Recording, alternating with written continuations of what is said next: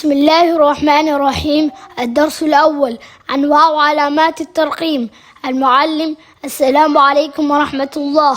الطلاب: وعليكم السلام ورحمة الله وبركاته. المعلم: بالنسبة لدرسنا اليوم، من منكم عنده فكرة عن علامات الترقيم؟ محمود: منها علامة الترقيم النقطة. فائزة: منها علامة الاستفهام. فاطمة: منها علامة التعجب. نوح: منها الفاصلة.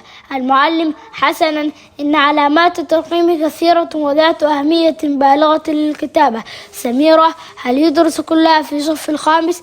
المعلم: لا، ندرس بعضها في الصف الخامس وبعض الآخر في صفوف أخرى. محمود: عرفنا هذه العلامات بالإجمال ونريد تفاصيلها. المعلم: علامة الترقيم هي رموز يستخدم في الكتابة لتوضح نهاية الجملة أو تقسيمها.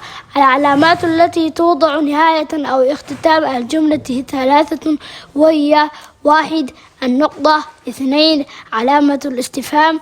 3. علامة التعجب.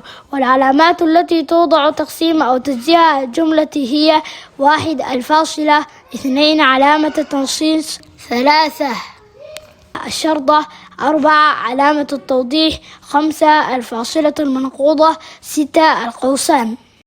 برقد الكبار فريستو بيني شيك بافينايو برقد الكبار فريستو بيني شيك بافينايو جاجيو بختي بساستو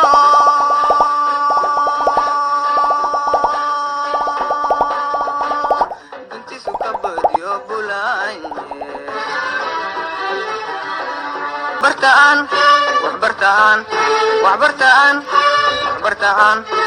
برتعان برواخ قارني.